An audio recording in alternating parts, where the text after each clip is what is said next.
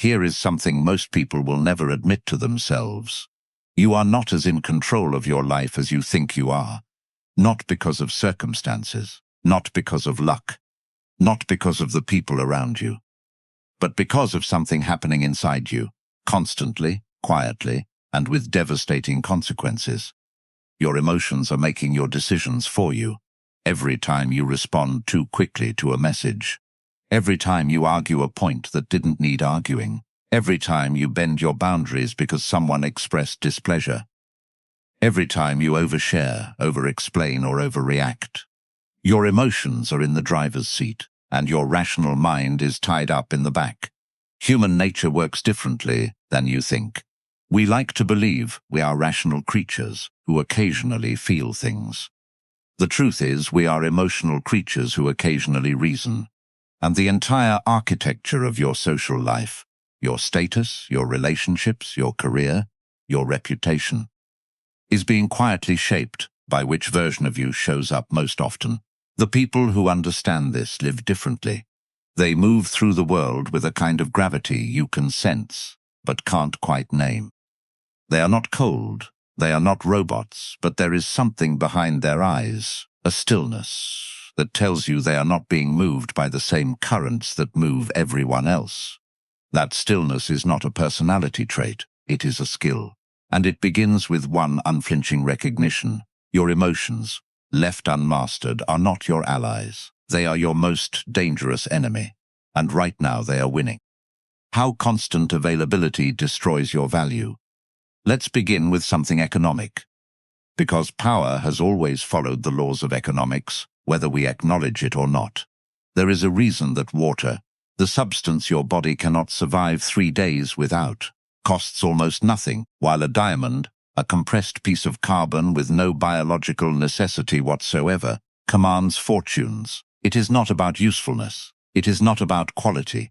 It is entirely about perceived scarcity. Now apply that logic to yourself. When you are always available, always ready to respond, always eager to engage, always present at the first sign of someone's attention, you are behaving like water, abundant, everywhere, taken for granted, consumed without thought, and forgotten the moment the glass is empty. Most people never realize this is happening to them because it doesn't feel like a strategic error. It feels like generosity. It feels like loyalty. It feels like love. And that is exactly what makes it so dangerous. Your best qualities, deployed without restraint, are quietly eroding your perceived value to the people around you. The hidden problem is not that you care too much. The problem is that you have made your caring too visible, too constant, and too unconditional. And however we wish it were otherwise, does not prize what it can have without effort. It prizes what it has had to earn. This is not cynicism. It is observation.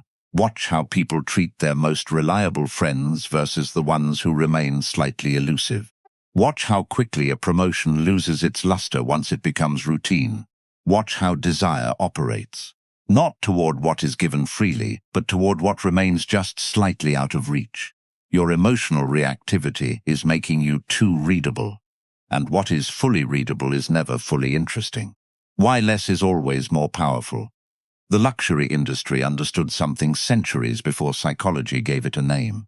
Hermès, the French fashion house, does not simply sell leather goods. It sells waiting. Its most coveted bags are not available on demand. You cannot simply walk in with sufficient money and leave with one. There is a process, a relationship, a timeline that is entirely outside your control. And the result? The desire only intensifies. This is scarcity psychology in its most deliberate form, and what the luxury industry deploys as strategy, most powerful individuals deploy instinctively. Think about the figures in history who commanded rooms without raising their voice, who made decisions that moved nations without revealing the machinery of their thinking, who were sought after, consulted, desired, and respected not because they were louder or more present, but because there was always something withheld, some dimension that remained private, some depth that you sensed but could not fully access. Scarcity is not about pretending to be less available than you are. That is merely game playing, and it collapses under scrutiny. Real scarcity comes from having a rich interior life, genuine pursuits, standards, and self-investment that makes your time legitimately valuable. When your life is full on its own terms, your presence becomes naturally selective, and selective presence is the foundation of perceived status. The truth is, the moment you become infinitely available to someone, you have handed them a quiet form of power over you. You have told them, without words, that your time bends to their needs. And people, even good people, will unconsciously begin to treat you accordingly. Scarcity is not manipulation. It is self-respect made structural. There is a trap that catches almost everyone, and it is particularly insidious because it is disguised as a virtue. The trap is this: the need for approval. On the surface, wanting to be liked seems harmless, social, even admirable, but beneath the surface, approval-seeking is one of the most status-corrosive habits a person can develop, because it hands the evaluation of your worth to other people, and then it makes you perform for their judgment. Watch someone caught in this trap. They qualify their opinions before stating them. They laugh too quickly at things that aren't funny. They change their position mid-conversation when they sense even mild disagreement. They apologize not because they've done anything wrong, but because someone nearby seems displeased. They are in a constant state of emotional audition, always gauging the room, always adjusting. This is not social sensitivity. This is status anxiety in full operation. And the people around them can feel it, even when they can't articulate what they're sensing. What they're sensing is someone whose self-worth is externally located. Someone whose inner thermostat is calibrated by other people's reactions rather than their own values. And here is the paradox that makes this trap so complete. The more visibly you seek approval, the less you receive. Not because people are cruel, but because admiration flows toward those who appear not to need it. The person who states their view calmly and holds it under pressure earns respect. The person who scans the room before deciding what to think earns, at best, politeness. Every time you compromise your position to avoid conflict, you win the moment and lose the war. You preserve comfort today at the cost of authority tomorrow. The approval you are chasing is a diminishing return. The self-respect you are trading for it is not replaceable. Distance doesn't create loneliness. It creates desire. There is a counterintuitive law at work in all human relationships, and once you see it, you cannot unsee it. Presence beyond a certain threshold does not deepen connection. It dilutes it. This seems wrong. Every instinct tells you that closeness requires proximity, that to matter to someone, you must be near them, available to them, woven into the fabric of their daily experience. And so people pour themselves into others. They check in constantly. They make themselves indispensable. They fill every silence. They leave no room for the other person to miss them. And then they wonder why the connection feels flat, why the excitement of early days has faded, why the person who once pursued them now treats them like furniture. The answer is absence. Or rather, the total elimination of it. Absence is not cruelty. It is not punishment. It is the space in which imagination operates. When you are always present, always accounted for, always one message away, there is nothing for another person's mind to do with you. You are known, fully, and what is fully known loses its power to fascinate. Historical power figures have understood this in the domain of governance and influence. The rulers who inspired near mythological reverence were rarely the ones who held open court every day. They revealed themselves selectively.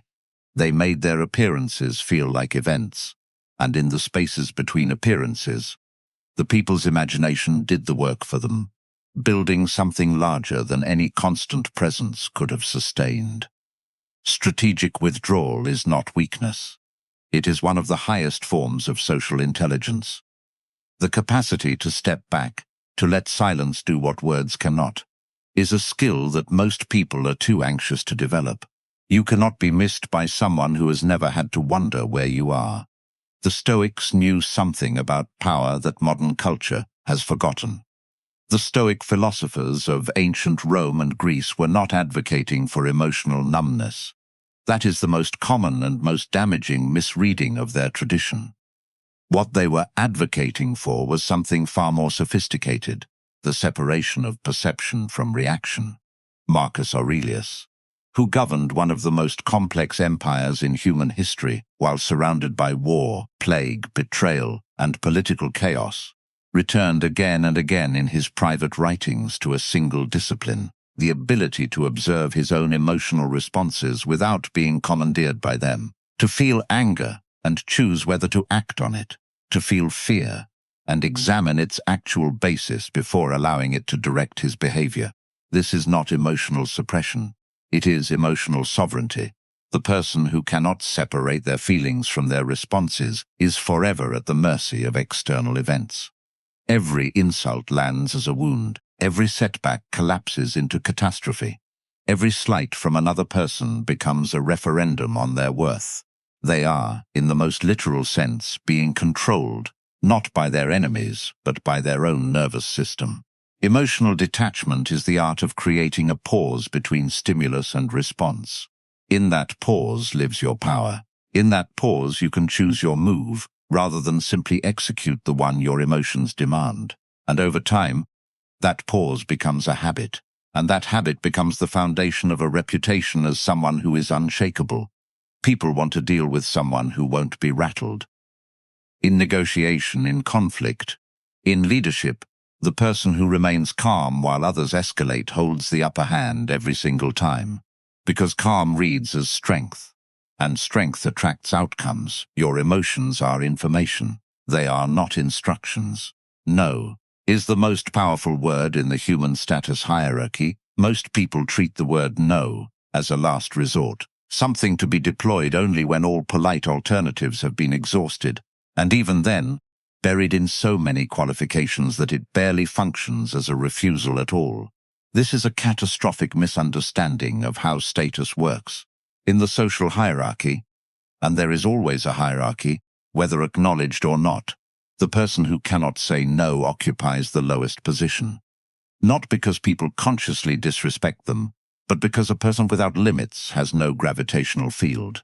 They bend, they accommodate, they reshape themselves to the needs of whatever situation they're in. And bendy things, however pleasant, are not things that people look to for direction. The ability to decline, clearly, without excessive apology, without the performance of guilt, is one of the clearest signals of self-possessed status in existence, because it communicates, in a single syllable, that your time has a value you are actively protecting, that your standards are not negotiable, that you exist within a framework of your own choosing rather than anyone else's convenience. Watch what happens when someone who rarely says no suddenly begins to say it. The initial reaction from those around them is often discomfort, even friction. People who benefited from the previous arrangement push back, and this pushback is frequently mistaken as evidence that boundaries are causing harm, when in fact it is evidence that they are working. Because the discomfort belongs to those whose access is being rightly limited, not to the person doing the limiting. The truth is, people respect what they have to work to access. When you draw a line and hold it, you are not being difficult. You are giving others accurate information about who you are, and the people worth keeping in your life will respect you more for it. Every yes you give from a place of anxiety costs you something. Every no you give from a place of values builds something. Exclusivity is a personal brand, not just a corporate strategy. The most valuable brands in the world share one characteristic that has nothing to do with their product. They have cultivated the perception that access to them is a privilege, not a transaction. When someone buys a piece from a heritage fashion house or acquires a vintage from a limited production vineyard, they are not simply purchasing an object. They are purchasing the feeling of having been selected, of belonging to a category of people who have access to something that most do not. The product is almost secondary to the architecture of exclusivity surrounding it. Now consider how most people position themselves. They make themselves immediately accessible to everyone. They match the energy of whatever room they walk into. They calibrate their presentation to what they think will be most widely appealing. They dilute themselves in pursuit of broad approval, and in doing so, they make themselves generic, interchangeable, available to anyone and therefore special to no one. The luxury mindset applied to personal life is not arrogance. It is curation. It means having genuine standards about how your time is spent and with whom. It means developing taste in ideas, in environments, in the quality of conversation you seek out. It means pursuing mastery in something specific, rather than spreading yourself thin across everything. It means showing up at your best rather than simply showing up. When you develop an internal standard of excellence and live by it consistently, when people sense that your attention is earned rather than freely given, something shifts in how they relate to you. They become more deliberate, more present, more invested. Because they can sense, however unconsciously, that they are in the presence of something that has not been made cheap by overexposure. Exclusivity is not about keeping people out. It is about knowing what you're worth and refusing to undercut it. The willingness to lose is the source of your power. There is one move in the entire strategic playbook of human interaction that outranks all others in terms of raw leverage. It is not the cleverest argument. It is not the most charming performance. It is not even silence. Though silence is powerful, it is the genuine, demonstrated willingness to walk away in any negotiation, whether over salary, over the terms of a relationship, over a business deal, over the direction of a friendship. The party with less need holds the advantage. This is not a controversial claim. It is the structural reality of every exchange between human beings. Whoever can more credibly afford to leave the table dictates the terms of everyone who stays. And here is what most people miss. This power cannot be faked. Not sustainably. You can bluff in a single negotiation, but across the full arc of your relationships and your professional life, your level of neediness is legible. People sense it. They sense when your confidence is performance and when it is structural, when it is built on actual alternatives, actual self-sufficiency, actual willingness to accept the outcome of walking away.